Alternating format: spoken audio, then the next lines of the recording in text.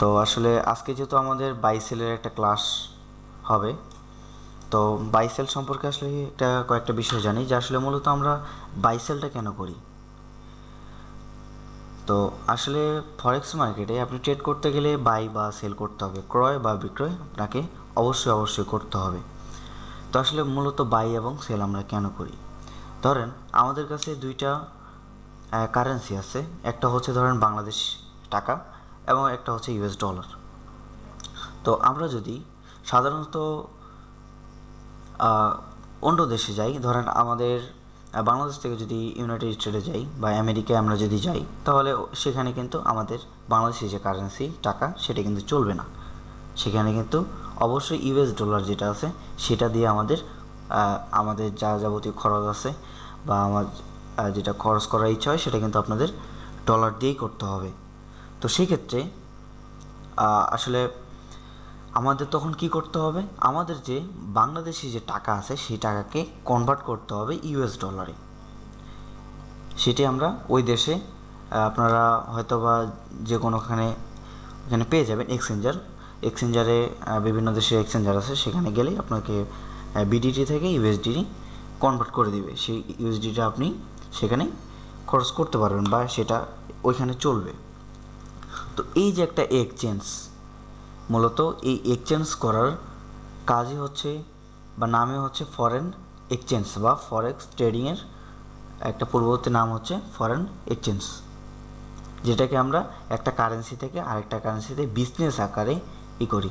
ধরেন যে আমাদের বাংলাদেশি বর্তমানে যে ডলার রেট, $1 সমান বাংলাদেশের হচ্ছে 100, বাইন্যান্সে হচ্ছে 27 টাকা বর্তমানে রেট, 127 টাকা।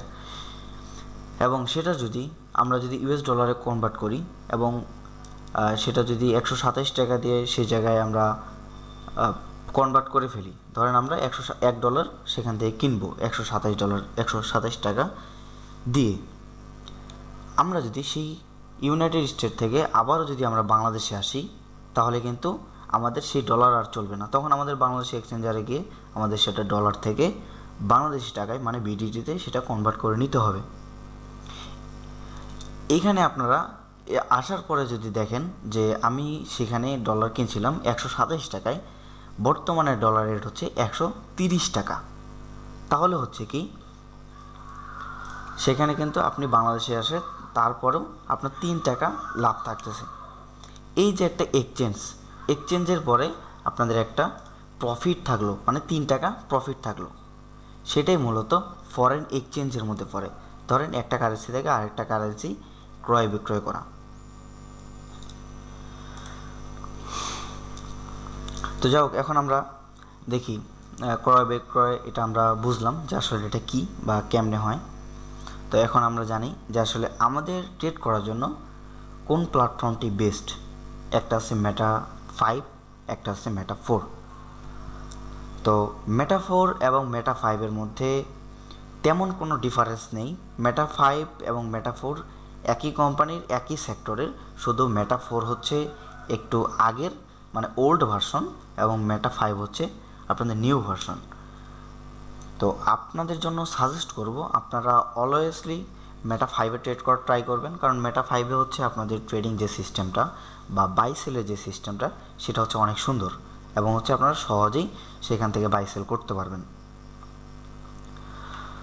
তো এখন আমরা বাই সেল কীভাবে করি, হয়তো বা অনেকেই বিগিনার আছেন, অনেকে অ্যাডভান্স আছেন, কিন্তু আমরা যেহেতু বেসিক থেকে অ্যাডভান্স পর্যন্ত ক্লাসটা শুরু করতেছি, তো সেক্ষেত্রে আমরা এর কোনো ব্যাঘাত ঘটাবো না, আমরা ডিরেক্টলি বেসিক থেকেই আমরা আস্তে আস্তে এগিয়ে যাব। তো আমরা এখন আমাদের একটু স্ক্রিনটা শেয়ার করি। তো আমরা আসলে বাই সেলটা কীভাবে করি বা আমাদের কোন প্ল্যাটফর্মে কীভাবে বাই করব সেটা আমরা একটু দেখি। তো আপনারা একটু ক্লিয়ার করবেন যে আমার স্ক্রিনটা আপনারা দেখতে পাচ্ছেন কিনা।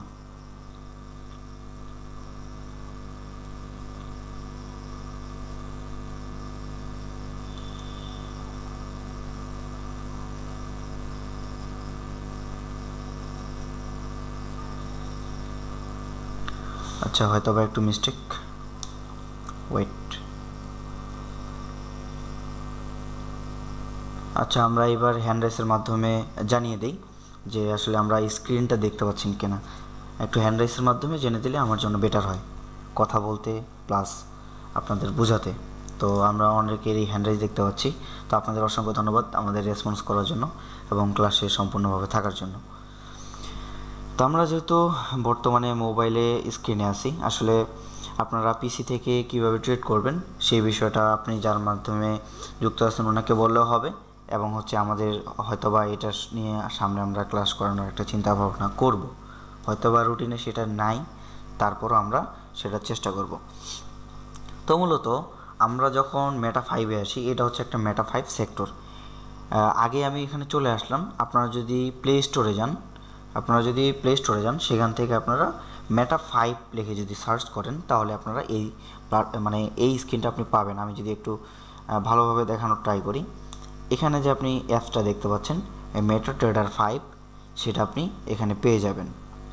তো আপনি হচ্ছে সরাসরিভাবে মেটা ট্রেডার 5-এ যখন আসবেন এরকম আপনি স্ক্রিন দেখতে পারবেন না। তো আপনাদের স্ক্রিনটা থাকবে হচ্ছে একটু অন্যরকম। তো আমাদের এখানে অ্যাকাউন্ট ওপেনিং করতে হয়। অ্যাকাউন্ট ওপেনিং করার জন্য আমরা যদি একটু উপরে খেয়াল করি তাহলে হচ্ছে আমরা এখানে 3টা লাইন দেখতে পারবো। তখন আমি কি করব, এই 3টা লাইনে ক্লিক করার পরে আমি একটু নিচে যদি খেয়াল করি ম্যানেজ অ্যাকাউন্ট আমরা সরাসরি সেখানে ক্লিক করে দেব। তো আমাদের যেহেতু একটা লাইভ অ্যাকাউন্ট একটা ডেমো অ্যাকাউন্ট দুইটা ওপেনিং করা আছে এই জায়গায়।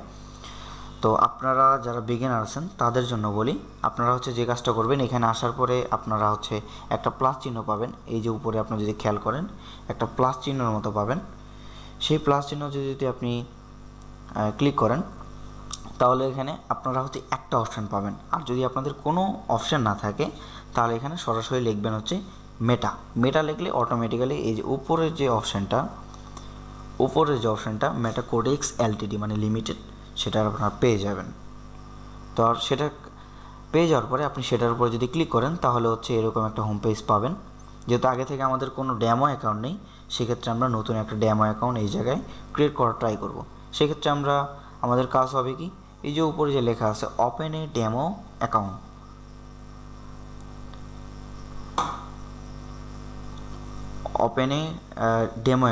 এটাতে ক্লিক করার পরে আপনারা কি আমার স্ক্রিনটা দেখতে পাচ্ছেন?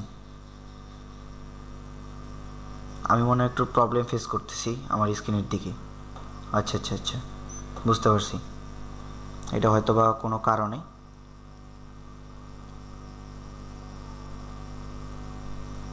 এখন হয়তো বা দেখতে পাচ্ছেন। আসলে অ্যাকাউন্ট ওপেনিংয়ে যদি আমি ক্লিক করি সেক্ষেত্রে আমার স্ক্রিনটা হাইড হয়ে যাচ্ছে। সেটা হচ্ছে একটা সিকিউরিটির জন্য হয়তো বা সেটা হাইড হয়ে যাচ্ছে। তো আমি যখন সেই ওপেন অ্যাকাউন্টে ক্লিক করার পরে এই জায়গায় আসলাম, আমাদের অলরেডি ওপেন অ্যাকাউন্টটা ক্রিয়েট হয়ে গেছে। আপনি যদি একটু উপরে খেয়াল করেন নাম, second name, account type, deposit মানে এটা হচ্ছে ডেমো, তারপর হচ্ছে লগ ইন নাম্বার এবং পাসওয়ার্ড অলরেডি আপনাকে দিয়ে দিছে। এটাকে আপনার কোনো কিছু করার দরকার নেই। নিচে ডান অপশানে ক্লিক করলে আপনি দেখতে পারবেন আপনার এখানে ডলার যুক্ত হয়ে গেছে, $1,00,000 দেখতে পাচ্ছি। তো আসলে যখন আমরা $1,00,000 বা এরা ডেমো অ্যাকাউন্টে অ্যাড করব তখন আমাদের এখানে বিভিন্ন রকমের আমরা পেয়ার পাবো। আপনাদের যার যেটা ইচ্ছা আপনারা হচ্ছে সেই পেয়ারে আপনি ট্রেড করতে পারবেন। দেখেন একটার আন্ডারে আরেকটা। উপরে যদি আমরা একটু খেয়াল করি তাহলে হচ্ছে আমি একটু আগে যে বিষয় নিয়ে কথা বললাম সেটা হচ্ছে এক্সচেঞ্জের বিষয়। দেখেন আমরা এখানে দেখতে পাচ্ছি ইউরো ইউএসডি মানে পাউন্ড ভার্সেস ইউএস ডলার। আমরা একটা থেকে আরেকটাকে কনভার্ট বা এক্সচেঞ্জ করাকেই ফরেন এক্সচেঞ্জ বলে হয়, ঠিক আছে। তো আসলে এত কারেন্সি আমাদের দরকার নেই। আমরা যদি সাজেস্ট করি আপনাদের, তো একজন বলছে দেখা যায় না, হয়তো আমি যেহেতু আরেকটা ডিভাইসে আছি আমি অলরেডি স্ক্রিন দেখতে পাচ্ছি। আপনি যদি একটু দেখার জন্য কষ্ট করে একটু লিপ নিয়ে আবার জয়েন হতেন তাহলে হয়তো আপনি দেখতে পারতেন ভাইয়া। তো যাই হোক, আমি যেহেতু এখানে অনেক পেয়ার দেখতে পাচ্ছি, এতগুলো পেয়ার আমাদের দরকার নেই, কারণ এতগুলো পেয়ারে ট্রেড করতে গেলে আমরা আসলে কখনোই সাজেস্ট করি না।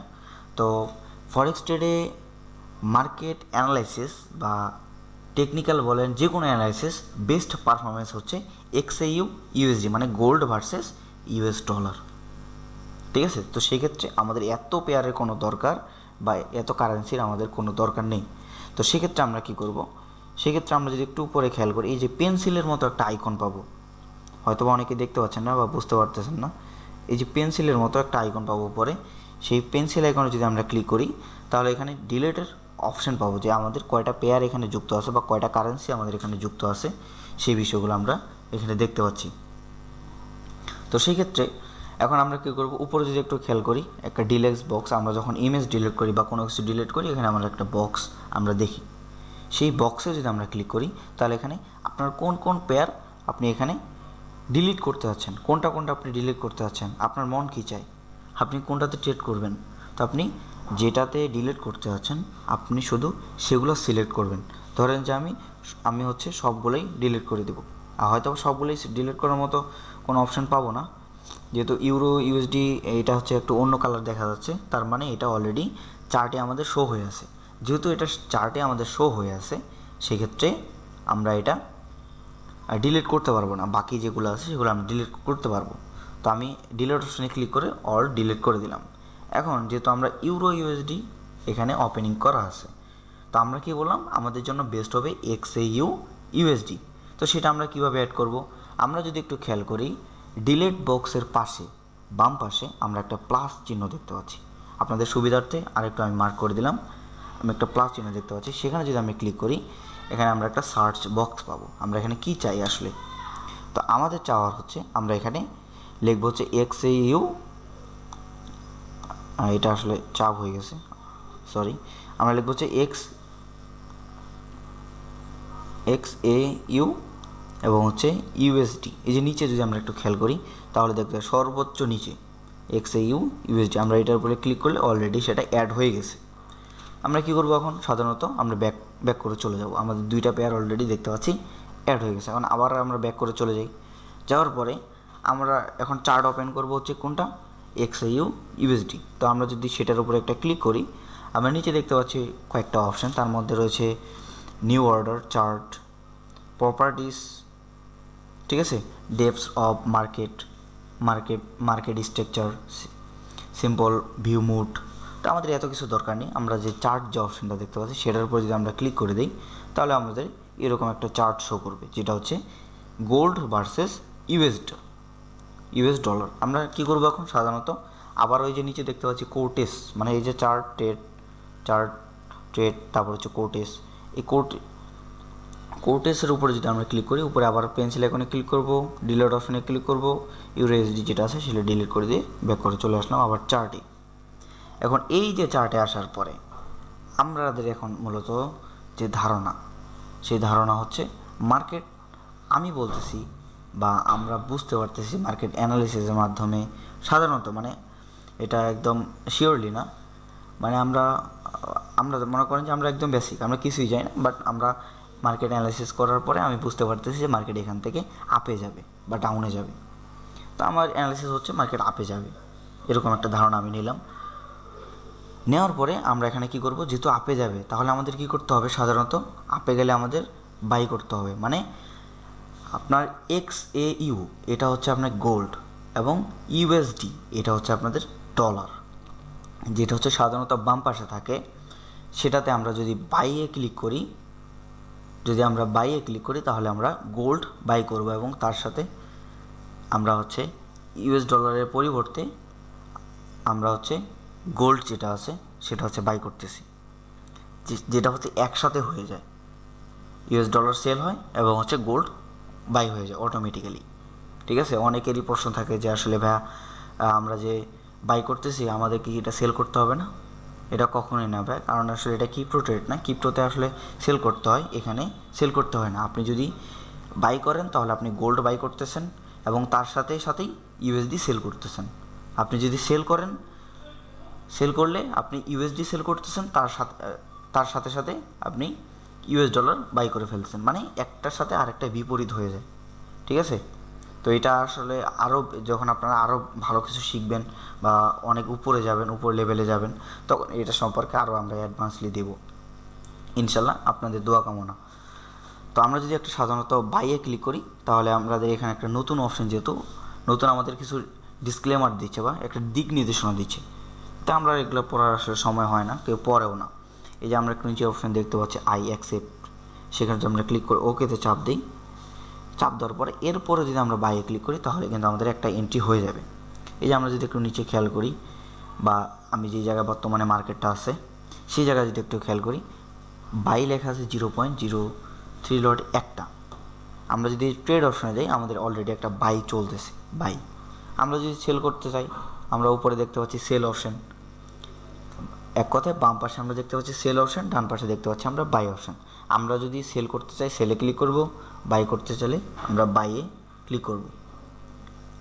আমি আশাবাদী যারা হয়তো বা অনেকেই অ্যাডভান্স আছেন, হয়তো বা এগুলো আপনারা আগে থেকেই জানেন, আর যারা বিগিনার তাদের জন্য এই বিষয়গুলো জানা খুবই জরুরি। আসলে আমি গত ক্লাসে শুনছি আসলে সবার পক্ষ থেকে এই কথাটা বলা, যে আসলে উনি অনেক দিন থেকে ফরেক্সে আছে বাট বাইসেলটা উনি করতে পারে না। আমি ওনার উদ্দেশ্যে বলবো যে আপনি যদি এখানে বা এই ক্লাসে থেকে থাকেন, আমি আশাবাদী যে আপনি এই বাইসেলের ক্ষেত্রে আপনাদের কোনো অসুবিধা হবে না। এবং নেক্সট ক্লাসে আমরা এসএলটিপি সম্পর্কে জানব, যে আপনি কিভাবে এসএলটিপি ব্যবহার করবেন, এবং তার সাথে আমরা আরও অ্যাডভান্সলি, মানে এক কথায় স্টেপ বাই স্টেপ আপনাদের যে আকারে রুটিন দেওয়া আছে সেই আকারে স্টেপ বাই স্টেপ আমরা ইনশাল্লাহ আপনাদের সুবিধার্থে সেটা শেখানোর ট্রাই করবো। এবং আপনাদের যদি আগ্রহ থাকে, আমরা একটু আগে ফারিয়াপুর কাছ থেকে কিছু কথা শুনছি, সেটা যেমন আমরা আসলে বিলম্ব করতেছি, সেই বিলম্বটা আসলে আমি একটু আগেও দেখলাম, যেহেতু আমার কাছে অ্যাক্সেস আছে, কেউ জয়েন হচ্ছে কে বের হয়ে যাচ্ছে এটা কিন্তু আমরা সম্পূর্ণ কন্ট্রোল করতেছি। তো সেক্ষেত্রে আমি অনেকেই দেখলাম যে প্রায় 10টা 12 মিনিট 15 মিনিট এরকম সময় অনেকে জয়েন করতেছি। তাহলে আপনাদের জন্য কী হবে, আপনাদের জন্য গাছের ধরেন যে একটা মূল থাকতেছে, শিকড় থাকতেছে, উপরে যে পাতাগুলো আছে সেগুলো আপনি বুঝতে পারতেছেন না, মানে এরকম একটা আপনার উল্টাপাল্টা একটা কিছু বিষয় হয়ে যায়। ঠিক আছে, তো যাই হোক, আসলে আর কথা বাড়াচ্ছি না, দীর্ঘ আপনাদের সাথে সময় কাটালাম 30 মিনিট। আমি আশা করব ছোট্ট ক্লাসে আপনারা হয়তো বা একটা গাছ বড় করতে গেলে যেহেতু আপনাকে সেই গাছটা ছোট থেকে বড় করতে হবে, তো সেরকমই আমরা এখনও ছোটই আছি, আমাদের সেটাকে স্কেলটাকে আরও বড় করতে হবে। আমি আশাবাদী আপনারা যারা ক্লাসে যুক্ত আছেন সবাই আমাদের জন্য দোয়া করবেন, এবং আপনারা নিজেও